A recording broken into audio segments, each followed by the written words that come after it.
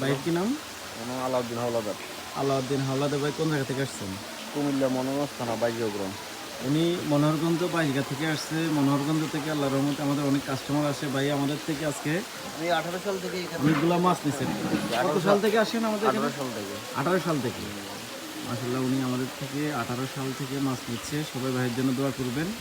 আজকেও উনি শিং মাছ নিছেন, তারপরে সরপুঁটি মাছ নিছেন, কাতল নিছেন। ঠিক আছে ভাই, দোয়া করবেন। হ্যাঁ, ওকে।